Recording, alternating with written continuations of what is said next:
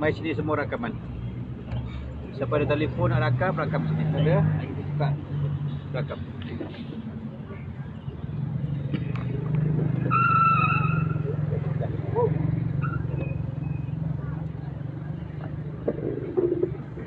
Baik. Pertanyaan mengenai apa tadi? Niat di dalam sembahyang. Niat di dalam solat. Innamal a'malu binniyat. Bermulanya amal itu dengan niat. Dengar sini baik-baik.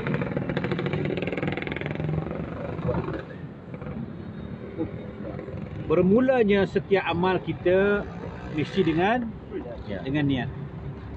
Soalannya di sini, apakah yang dikatakan niat? Seumpama kita kata sahaja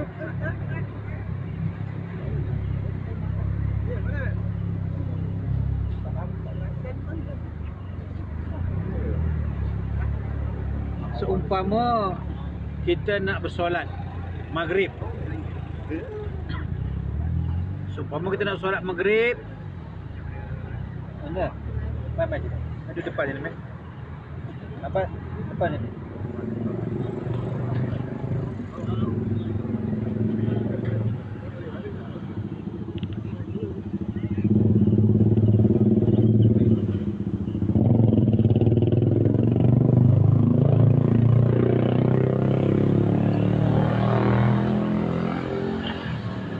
Baik.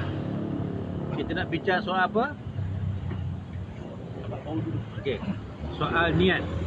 Bagaimanakah caranya kita nak berniat dalam bersolat?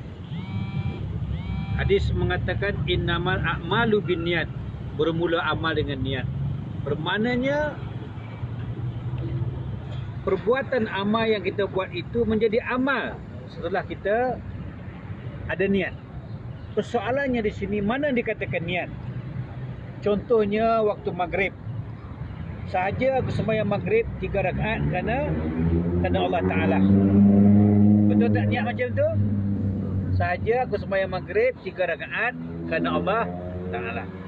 Anda dikasih sekalian, itu bukan niat.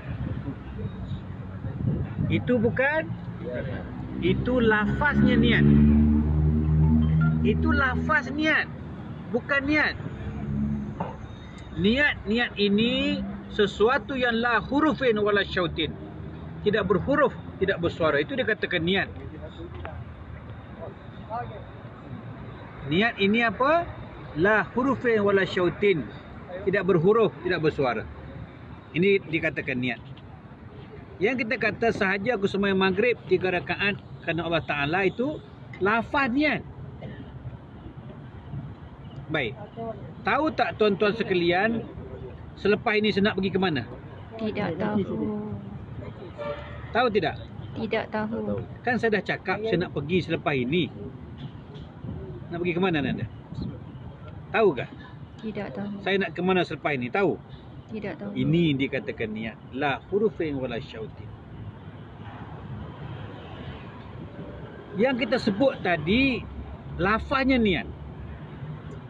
Jikalau kita tak sebut yang kita nak sembahyang maghrib 3 rakaat, Allah tak tahu kah? Jawab. Tahu. Kenapa kita nak sebut?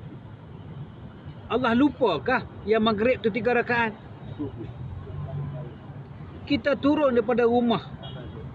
Sebelum turun rumah, Allah dah tahu dah kita nak sembahyang maghrib. Betul tidak? Betul. Sebelum kita beranak lagi, Allah dah tahu dah jam sekian, hari sekian kamu sembahyang maghrib. Betul tidak? Betul. Kenapa nak lafaz? Boleh lafaz. Itu bukan niat. Itu lafaznya niat. Persoalan di sini, mana niat? Jangan pula selepas ini tak sebut benda itu. Tetap kita sebut sahaja aku sembahyang maghrib 3 rakaat. Tetap kita sebut. Jangan kita ubah. Ilmu kita ini bukan ilmu baru. Kita jangan ubah benda yang lama. Tetap kita sebut. Tetapi persoalannya, mana niat? Itu lafaz niat. Sekalipun kita tak sebut, tak tahukah Allah itu maghrib 3 rakaat? Tahu kan? Tahu. Jadi kenapa? Mana niat? Mana niat? Jikalau tak sebut, Allah tak tahukah kita sembahyang maghrib? Tahu bukan? Jadi kenapa nak sebut? Sebut boleh. Janji kita faham itu niat. Mana niat? Sekarang mana niat? Gerak je. Gerak. Habis orang lumpuh tu sembahyang dengan mata, Mati pun gerak juga. dalam hati, sembahyang dengan hati. Bermaknanya belum tepat lagi. Mana niat?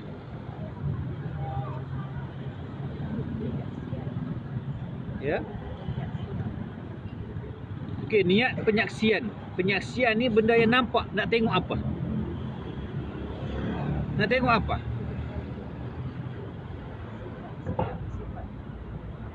Sifat apa? Mana sifat Allah? Kudrat. Ini makhluk. Kita niat nak ingat pada Allah. Kita nak ingat kepada Allah. Itu dia katakan niat. Kalau tak ingat kepada Allah, nak ingat kepada siapa? Jadi ingat, ya, niat dengan lafaz niat itu lain. Selama ini kita hanya melafazkan niat. Kita belum berniat. Mana niat? Saya bagi contoh. Niat ini yang tak ada huruf, tak ada suara.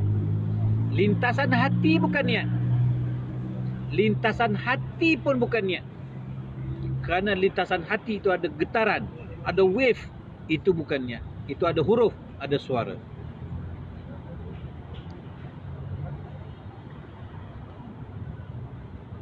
Mana niat? Ha?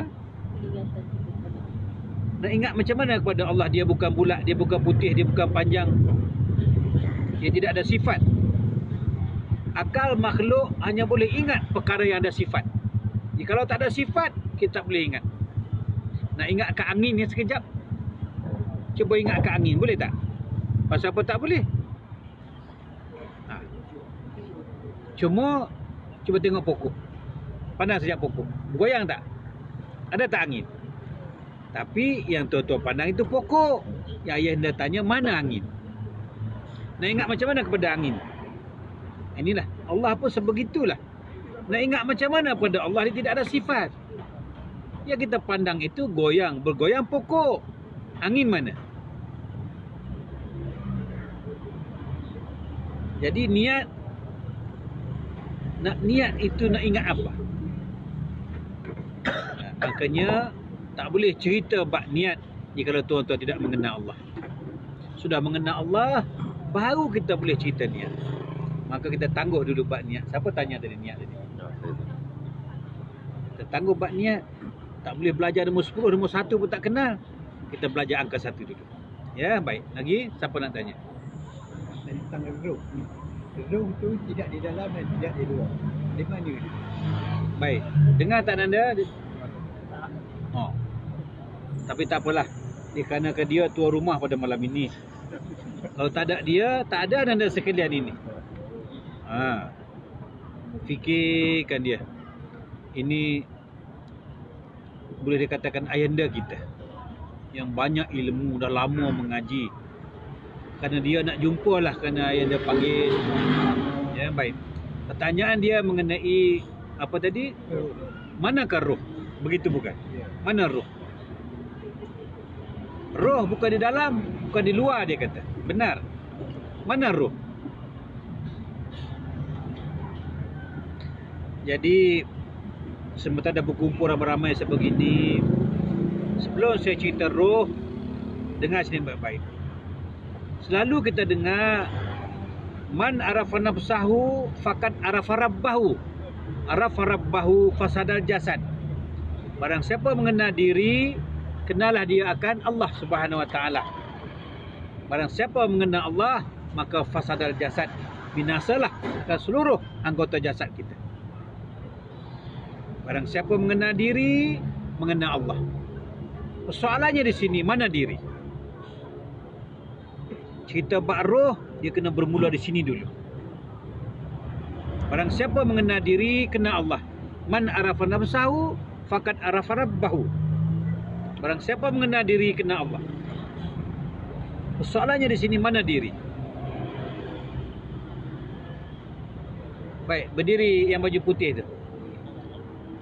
Berdiri. Baik. Nama siapa? Iqbal. Ini cara nak mengenal diri. Mana dikatakan sebenar-benar diri kita? Baik, nama apa tadi? Iqbal. Baik, mana Iqbal? Tunjuk. Angkat tangan. Itu bukan Iqbal. Itu tangan. Mana Iqbal? Tunjuk. Itu dada. Baik, duduk. Bermakna di sini, ini bukan diri. Ini bukan, cakap, ini bukan Diri. Ini bukan diri. Ini tubuh. Ini jasad. Ini badan. Ini anggota. Ini bukan diri. Mana diri?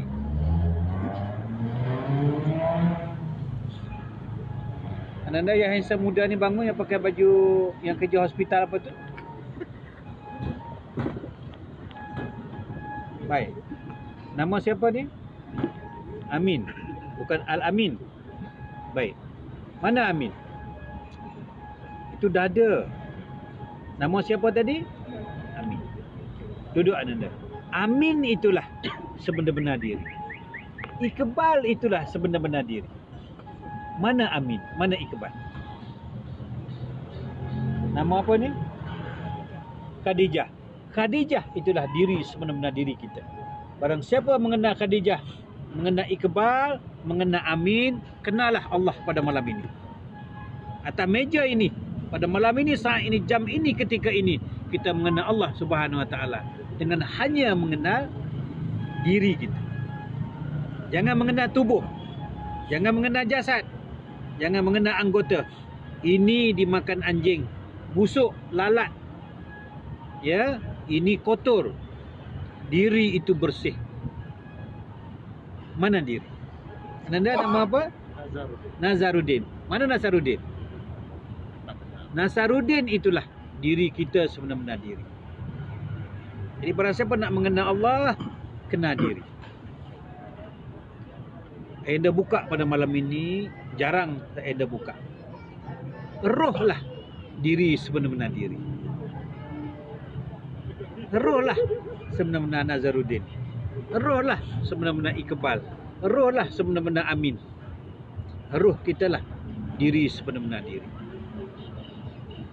Kita ada mata tidak? Ada. Ada tidak mata? Ada. Orang mati ada mata tidak?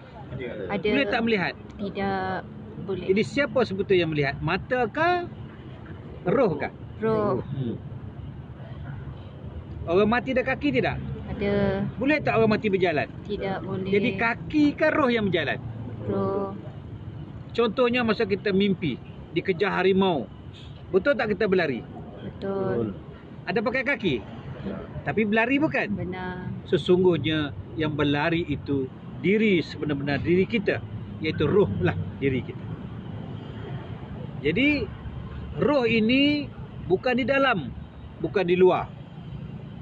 Roh ini umpama pemancar angkasa puri. Roh umpama apa? Pemancar angkasa puri. Pemancar angkasa puri. Ada berapa? Satu. Satu je piring.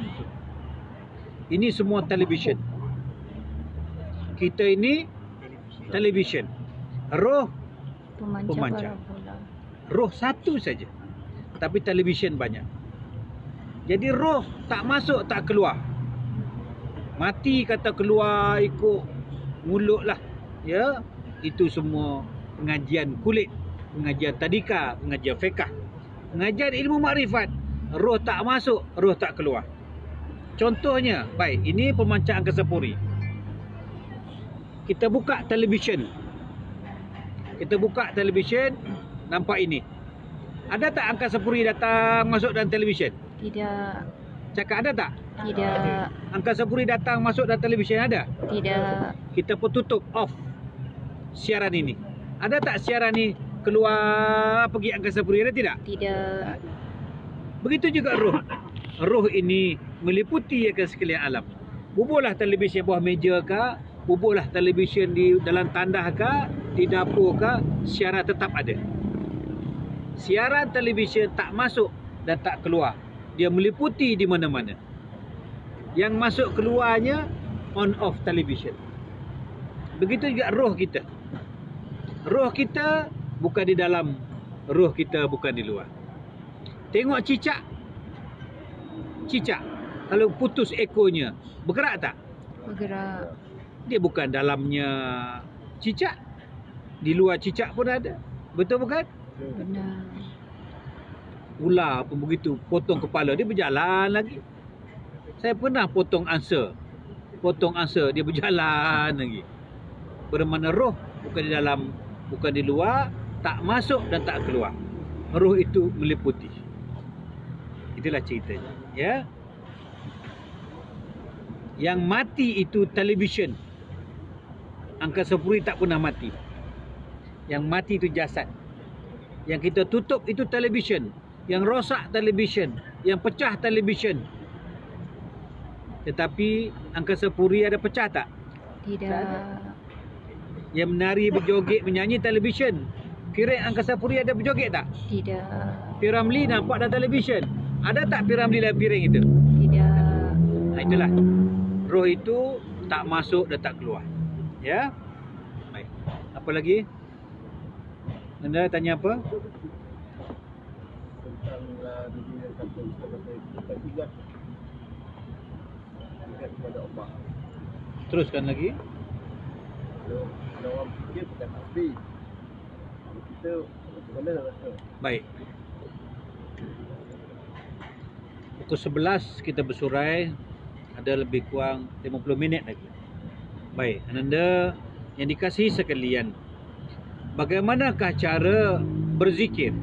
Bukan begitu pertanyaannya. Ya. Bagaimanakah yang dikatakan zikir? Selalu kita mengaji, sebut saja zikir, kita ingat subhanallah, subhanallah, subhanallah, subhanallah, subhanallah. Allahu Akbar, Allahu Akbar, Allahu Akbar, Allahu Akbar. La ilaha illallah, la ilaha illallah, la ilaha illallah. Betul tidak? Itu saja yang kita tahu tentang zikir. Baik. Itu makanya saya sebut tadi, jangan kita tidur dalam bahasa Arab. Kita orang Melayu bukan nak jadi Arab. Kita nak jadi Islam. Itu makanya bangsa Majusi, agama Majusi. Bangsa Nasrani, agama Nasrani. Tetapi bangsa Arab, agama Islam. Artinya Islam bukan untuk bangsa Arab. Islam untuk semua bangsa. Jadi tak perlu kita belajar Arab sangat. Kita belajar Arab, bertambah sesat kita. Kita pakai bahasa Arab, bertambah sesat kita. Mari kita pakai bahasa Melayu. Itu makanya baca Quran dapat 1 pahala. Memahami Al-Quran dengan bahasa Malaysia dapat 99 pahala. Nak berbunyi saja kan nak faham. Faham. Jadi pada hari ini zikir bahasa Arab. Jangan kita sebut lagi bahasa Arab ni bahasa penipu. Melalaikan kita. Mari kita bahasa Melayu mengatakan apa? Zikir arti ingat. Zikir arti ingat. Jadi persoalannya di sini, macam mana nak ingat kepada Allah melalui zikir? Macam mana nak ingat Allah melalui zikir? Lalu kita sebut subhanallah, subhanallah, subhanallah, maha suci Allah, maha suci Allah. Betul? Betul. Jikalaulah kita dengar Allah bertanya, engkau menyebut aku itu maha suci. Benar, aku itu maha suci. Apa engkau tak tahu lagi kah yang aku itu suci? Tahu tak aku itu suci? Tahu. Tahu tak Allah itu maha suci? Tahu. Kau dah tahu semua Allah itu suci. Kenapa kau sebut suci, suci, suci? Bila yang aku tu kotor? Maha suci Allah, maha suci Allah. Bila yang Allah tu kotor? Ada tak masa Allah kotor? Tidak. Ada tak masa Allah tu kotor? Tidak. Pasal apa awak sebut maha suci? Ini kaedah kita berzikir, kita kena faham bila yang Allah tu kotor. Jikalau Allah tak pernah kotor, kenapa engkau sebut aku suci, aku suci? Kan sudah aku maha suci. Jikalau kau tak sebut pun aku suci. Betul tidak?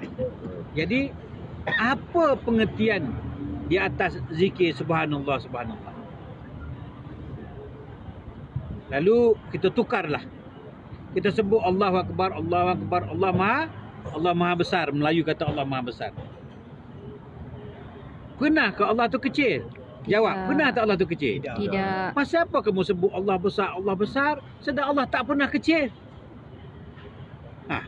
Ini kaedah kita, cara berzikir yang betul. Pernah tak Allah tu kecil? Tidak. Jikalau kita tak pernah, jikalau Allah tak pernah kecil, kenapa kita sebut maha besar, maha besar? Kamu tak tahu lagi kah yang Allah tu besar? Tahu tak Allah tu besar? Tidak. Tahu tidak? Kenapa kita Tahu. sebut? Lalu kita tukar lagi. La ilaha illallah, la ilaha illallah, Allah tu satu, Allah tu satu. Bila Allah tu dua? Ada tak pernah Allah dua? Tidak. Jawab, pernah tak Allah tu dua? Tidak. Jadi kalau tak pernah dua, kenapa kamu sebut satu, satu, satu? Kau tak faham lagi kah yang Allah tu satu? Kalau orang tanya kita, macam mana kita nak jawab? Bermakna kita bukan ingat kepada Allah. Kita hanya sebut Maha Suci, Maha Besar, Allah tu satu, Allah tu satu. Itu saja. Pasal radio kaset boleh sebut. Anak-anak kita boleh sebut bukan? Boleh. Apa bezanya? Nak tak tahu beza orang berzikir ingat kepada Allah? Kebanyakan kita bukan ingat kepada Allah, dia ingat buah tasbih. Satu pusingan buah tasbih ada berapa? Ada berapa satu pusingan? Ada yang selalunya yang panjang tu 100 yang besar. Jadi kita bilang sekali-sekali ada tak kita tulis buah tasbih tu? Panjang lagi, banyak lagi ni. Terlebih satu. Jadi sebetulnya kita bukan ingat Allah, kita ingat bilangan. Baru 67 lah. Ada 33 lagi ya? 79 lah, ada 13 lagi. Mana kita ingat buah tasbih? Kita bukan ingat kepada Allah. Sedangkan zikir itu artinya ingat. Macam mana caranya untuk ingat kepada Allah melalui zikir? Nak tahu tidak? Baik, boleh kita sebut subhanallah, boleh Allahu Akbar, boleh la ilaha illallah, boleh, janji kita faham. Contohnya Allahu Akbar, apa makna dia?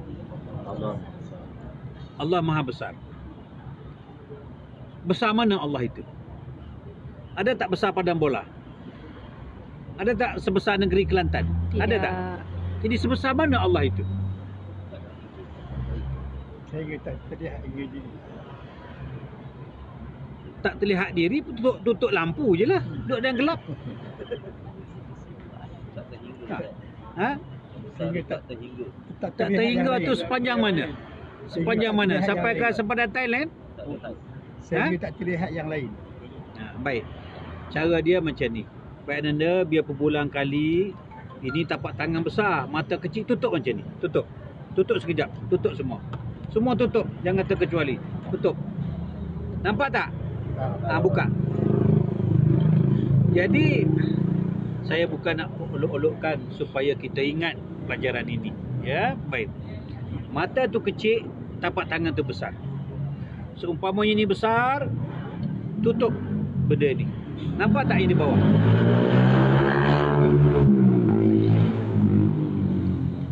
Jadi besarnya Allah itu sehingga kita tidak terlihat kepada yang lain. Besarnya Allah itu sehingga kita tidak terlihat kepada yang lain. Tapi jangan sebut saja besarnya Allah itu sehingga aku tidak terlihat kepada yang lain. Betul tak? Betul. Baik. Nampak tak lampu ni semua?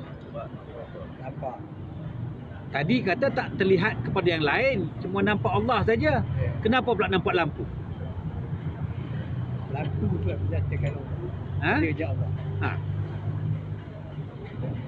Jadi yang ringkasnya begini caranya, apabila kita sebut Allahu Akbar, Allah Maha Besar, kita tak nampak yang lain. Umpamanya kita ada hutang. Orang berhutang duit kita. Tak bayar. Macam mana nak merealisasikan, menterjemahkan Allah Maha Besar? Baik, engkau tak bayar hutang aku kan? Allahu Akbar, Allah Maha Besar. Aku tak nampak engkau yang tak bayar hutang aku. Sebelum kau tak bayar hutang aku, siapa tak bayar dulu? Ini Allah Maha Besar. Orang langgar kereta kita. La tataharraku zarratan illa biiznillah. Tak bergerak biarpun sezarah. Jika tidak izin. Jadi pada siapa sebut Allahu Akbar, Allah Maha Besar, tak nampak orang langgar kita. Izin siapa langgar kita? Allah. Ini yang sebut Allahu Akbar. Maha Besar Allah ini. Rugi perniagaan. Berbelah-belah ribu kita kumpul duit berpuluh-puluh tahun, rugi dalam masa satu hari. Kita nampak Allah Maha Besar. Yang merugi kita tu orang ke Allah? Allah. Ini konsep Allah Maha Besar. Kalau kita ditimpa sakit, siapa mendatangkan sakit? Ini dia katakan Allahu Akbar, Allahu Akbar, Allahu Akbar, Allah Maha Besar, Allah Maha Besar. Aku cari makan, tapi yang memberi rezeki itu Allah. Aku nampak Allah aja. Ya. Sakit pun nampak Allah, rugi pun nampak Allah. Apa nama susah pun nampak Allah, aksiden pun nampak Allah, bini lari pun nampak Allah, suami cerai pun nampak Allah. Ini dia katakan Allahu Akbar, Allahu Akbar, Allahu Akbar. Allah Maha Besar, Allah Maha Besar. Apa arti Allah Maha Besar? Sehingga tidak terlihat kepada yang lain. Ini baru sebut Allahu Akbar. Ini takbir, Allahu Akbar, takbir. Dia tak tahu apa pun. Kalau takbir Allah Maha Besar, parti apa, menang apa, Alhamdulillah. Baru Allahu Akbar, baru takbir. Ini bergaduh orang panjat bendera atas pokok rambutan, bergaduh. Nak suruh bendera dia yang tinggi. Tadi sebut Allahu Akbar. Orang sebut Allah Maha Besar, bukan tangan manusia memenangkan parti. Siapa menangkan? Allah. Ini baru Allah Akbar.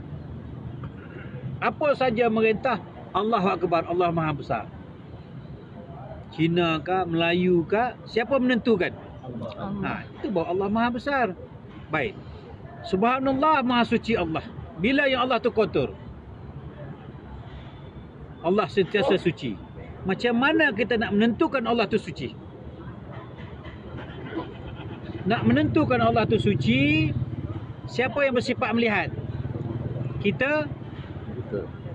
Siapa sifat hidup? Allah. Kita? Mati. Ini baru Allah tu Maha Suci.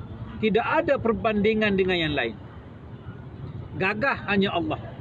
Melihat hanya Allah. Hidup hanya Allah. Baru Allah itu suci. Tapi jika kalau kita kata Allah gagah, kita gagah. Itulah yang dikatakan Allah itu tidak suci. Untuk menyucikan Allah, kalau kaya, biar Allah saja yang kaya. Jangan kaya aku, kaya Allah. Gagah aku, gagah Allah.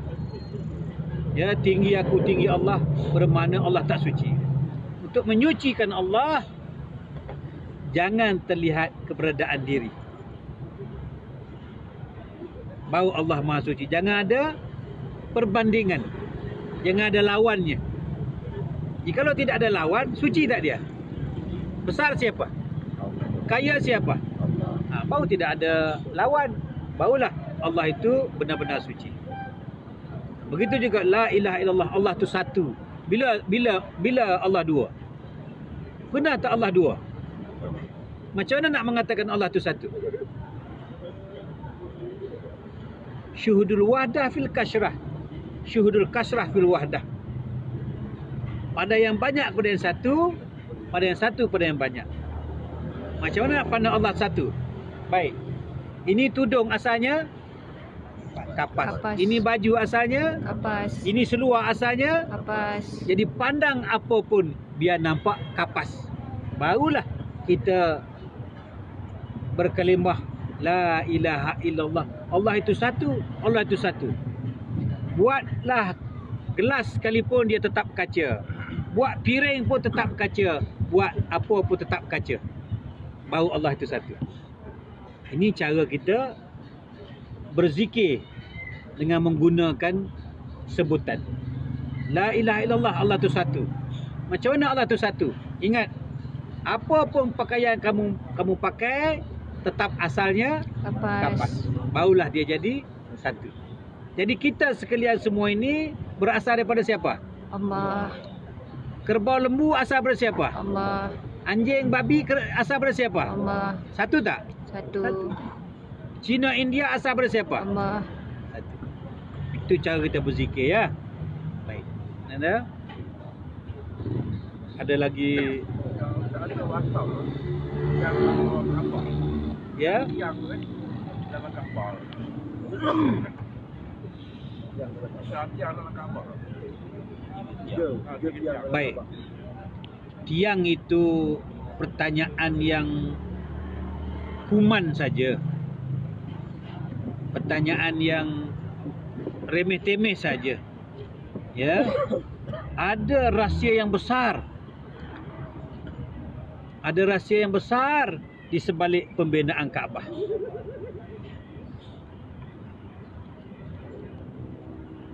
Baik, kau nak cerita panjang. Ya. Ringkaskan, takut terkeliru. Bagi clue-clue sikit. Baik. Kaabah ini dinamakan Baitullah. Betul tidak?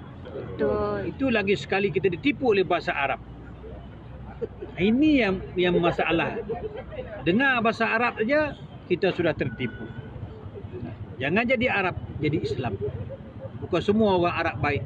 Lebih jahat daripada kita pun ada. Baik kita belajar bangsa sendiri. Baitullah artinya rumah Allah. Bahasa Melayu kata apa? Rumah Allah. Mana sebenar-benar rumah Allah? Apakah rumah Allah tu terbina dengan kayu, dengan paku, dengan simen, dengan batu? Tidak. Apakah rumah Allah pernah terbakar? Tidak. Jikalau Kaabah dulunya pernah terbakar, pernah runtuh dipukul ombak banjir, Hajaratul Aswad pernah dicuri oleh tentera Rom berbelah-belah tahun, betul tidak? Betul. Apakah Allah tak pandai jaga rumah dia? Rumah Datuk Seri Najib pun ada security. Rumah Allah tak reti nak jaga. Mana dikatakan rumah Allah? Barang siapa mengatakan Allah ada di dalam, maka kafirlah tuan-tuan pada malam ini. Kerana telah menempatkan Allah pada sesuatu tempat. Allah tidak di langit, Allah tidak ada dalam Kaabah. Jadi jika Allah tidak ada dalam Kaabah, buat apa dia buat rumah? Burung buat rumah duduk, kita buat rumah duduk, Allah buat rumah tak duduk. Cerdik tak dia? Jadi apakah di sebalik cerita simbolik itu? Mana sebenar-benar rumah Allah? Rumah Allah mesti dia duduk, wajib dia duduk. Mana rumah Allah? Kena belajar dengan ayanda kita lah. Jadi sebenar-benar rumah Allah itu bernama Kalbu Mukmin Baitullah. Kalbu kita itulah sebenar-benar rumah Allah. Tetapi persoalannya mana kalbu? Itu lain cerita. Ya lain cerita. Jadi kemudian saya ingin membagi satu clue. Ya. Di kawasan Kaabah dulu ada apa? Di sekeliling Kaabah. Pahala. Berapa ribu? Ada kecil, ada besar, ada dua.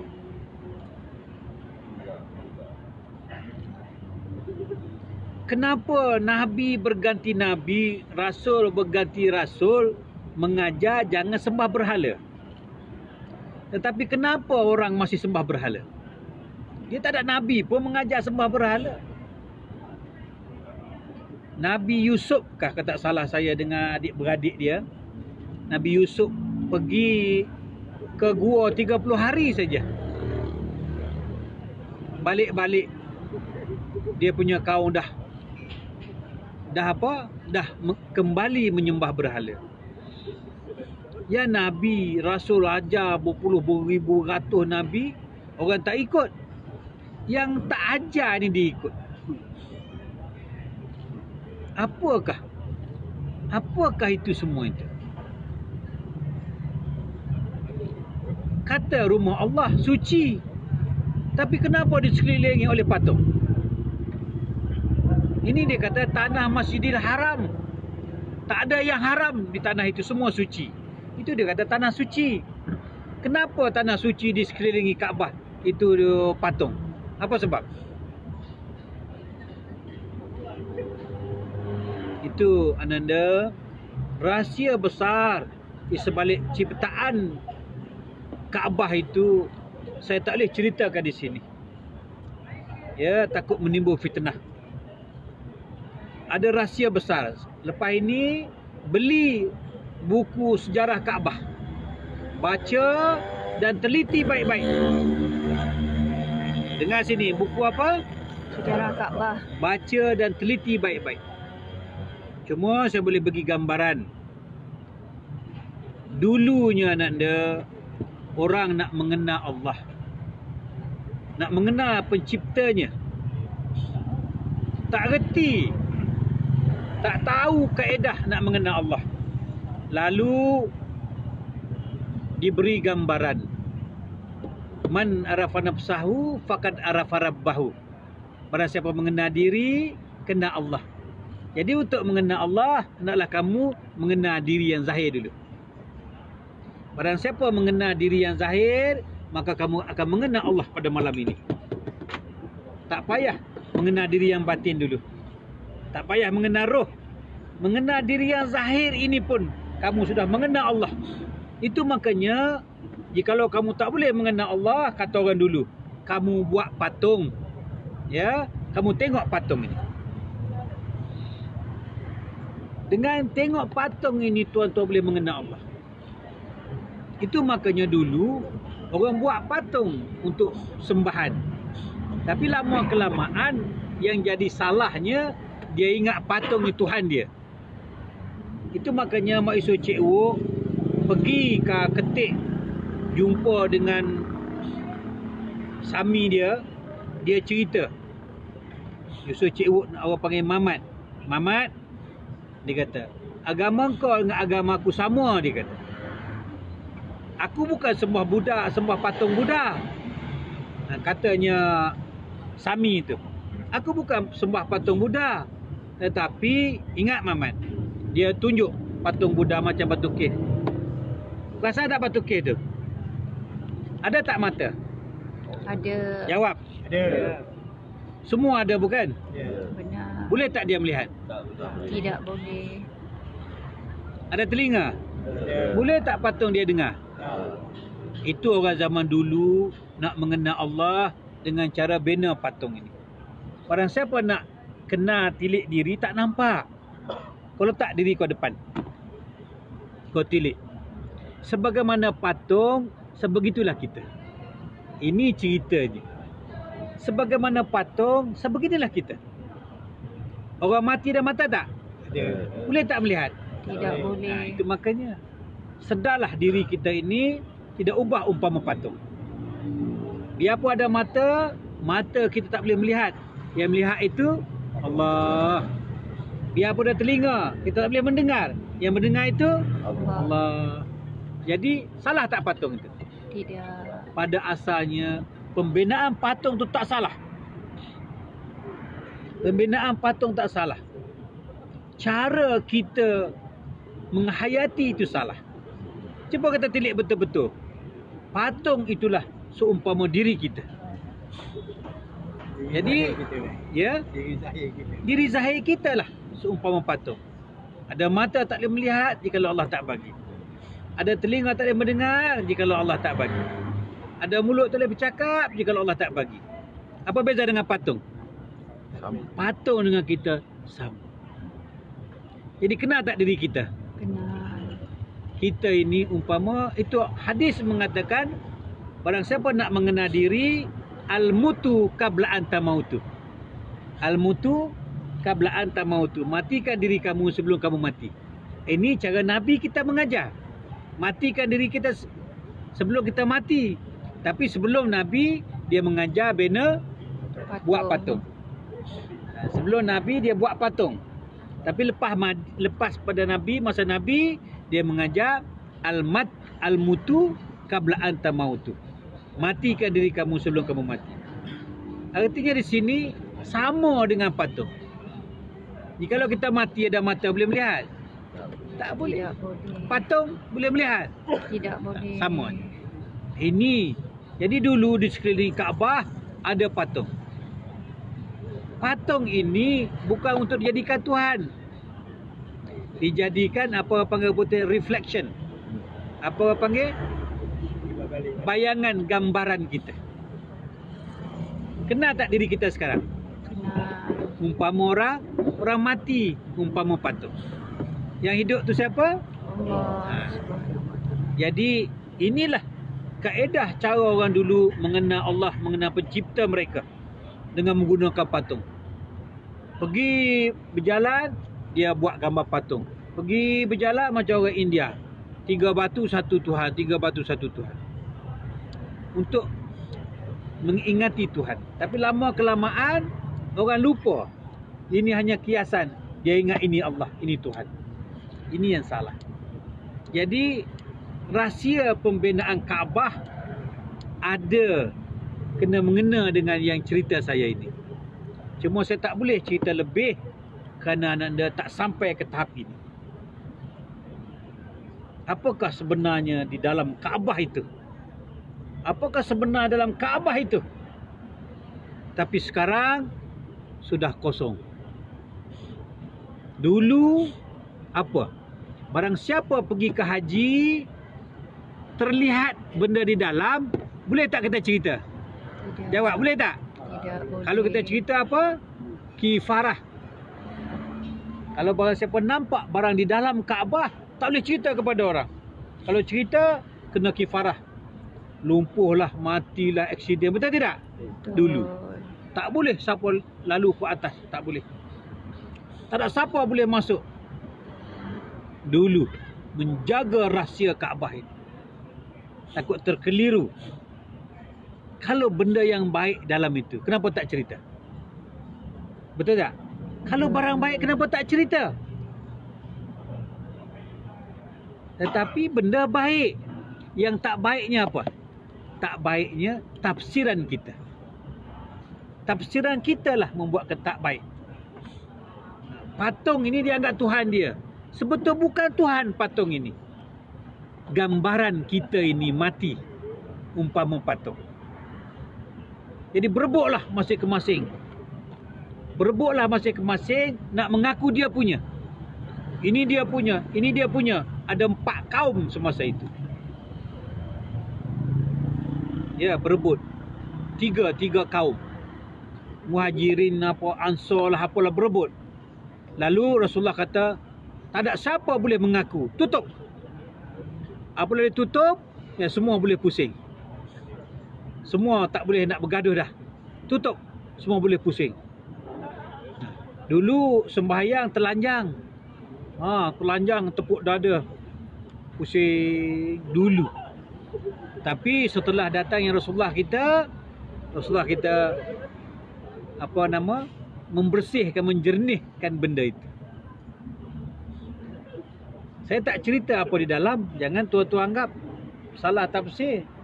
Saya tak cerita apa di dalam. Cuma saya bagi tahu sejarahnya.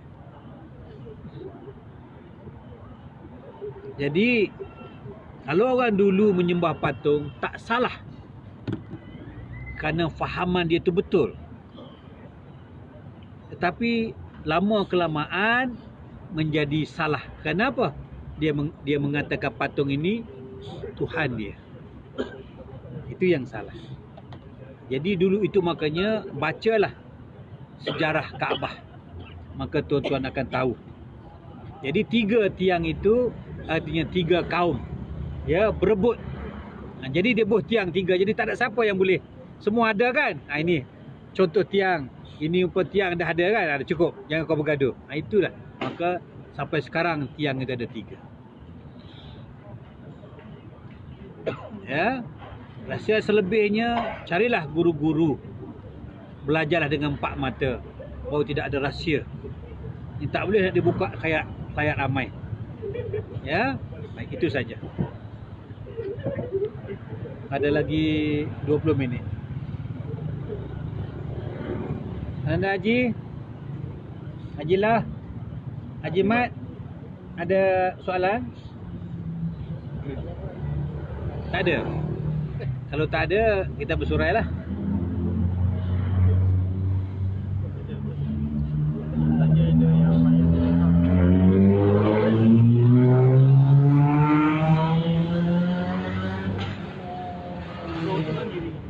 Ya? Roh tu diri kita yang sebenarnya. Ya. Macam mana dengan mimpi tu? Ada permainan ataupun betul diri kita? Baik.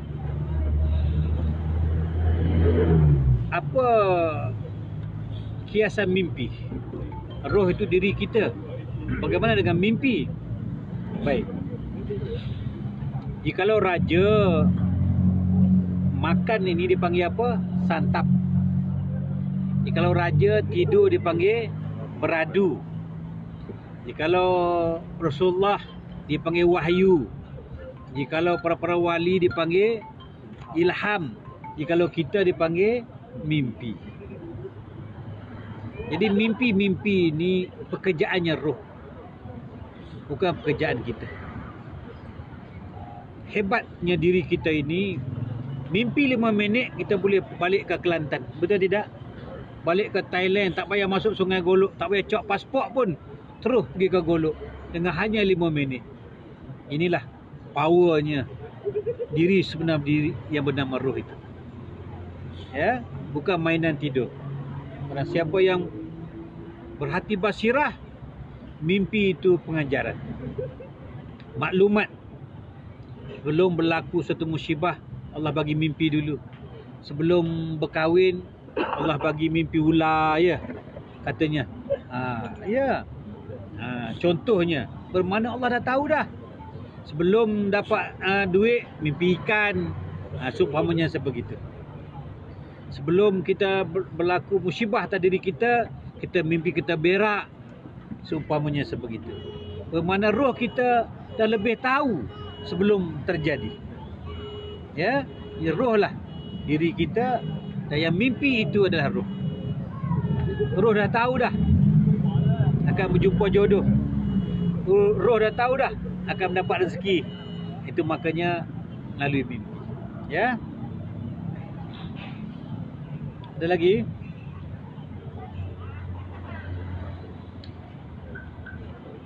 Habis dah jual kopi tu lagi?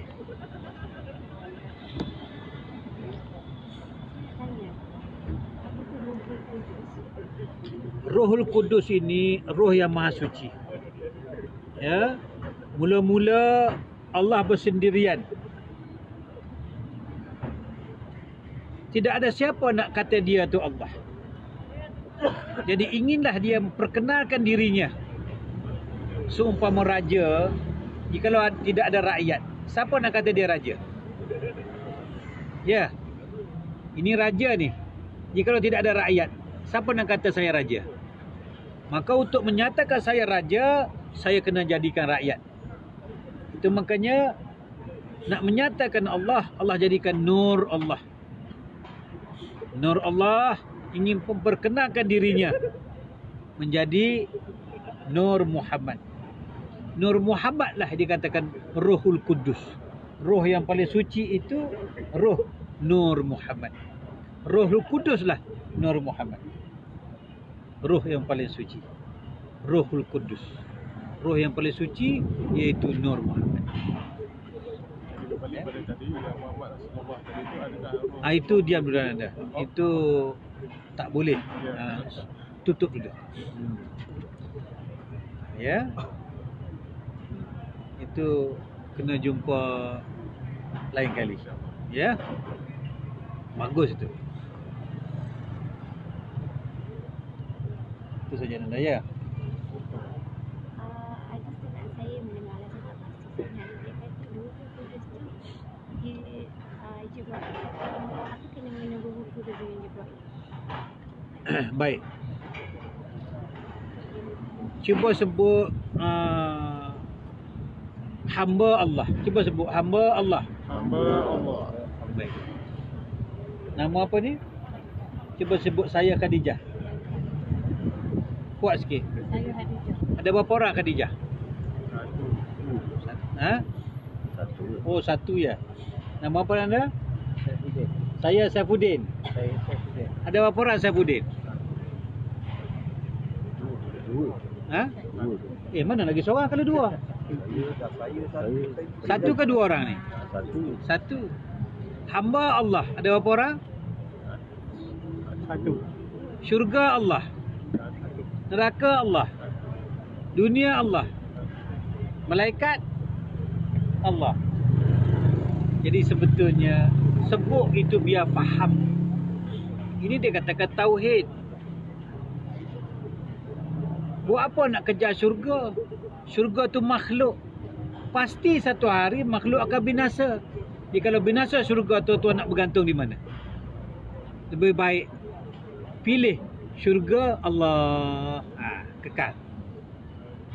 Hamba Allah. Berapa tu? Satu ke dua tu? Kekal tak yang satu tu? Itu makanya kita pilih syurga Allah. Tetapi ingat, biar jadi satu, jangan jadi dua. Kalau kita pilih syurga, syurga makhluk. Satu hari nanti makhluk mesti binasa. Jadi kalau binasanya makhluk syurga, nak bergantung di mana? Jadi kita pilih syurga mana? Pilih syurga Allah. Hamba Allah. Ada berapa orang tu? Begitu juga dengan malaikat Jibril lah, apalah, syaitan lah, apa pun. Syaitan siapa cipta? Allah. Syaitan Allah. Malaikat Allah. Satu ke dua? Satu. Jadi air satu jak dibubuh dalam gelas yang berbagai-bagai warna, maka berbagai-bagailah panggilan namanya. Satu. Dia juga. Ya, dia juga. Ingat ya, hamba Allah. ada dua tak wujud? Satu. Syurga Allah. Dua ke satu? Satu. Ini cara kita belajar ilmu makrifat. Jangan duduk di atas makhluk. Sebut-sebut juga. Tapi ingat, asal dia mana? Macam baju lah. Sebut baju, tapi asalnya kapas. Pas. Baru kita dikatakan ilmu tauhid. Baru kita kata la ilaha illallah tu satu. Faham ya? Sudah, habis dah? Habislah ya. Itu yang anda minta. Barang siapa yang rasa-rasa ingin tak usah kira sedekah, ya, tak usah kata apa, rasa nak rasa kopi, ini kopi Aida sendiri ni, ya. Ada yang berhajat lagi? Baik, itu saja anda. Mohon ampun dan maaf kepada yang tidak memahami ilmu makrifat. Jangan menuduh salah, jangan menuduh sesat. Jalan mengenal Allah ni banyak. Syariat pun benar, tarikat pun benar, hakikat benar, makrifat pun benar. Ya. Jadi pilihlah mana pun benar belaka. Ya, itu saja. Wabillahi taufiq wa hidayah. Wassalamualaikum warahmatullahi wabarakatuh.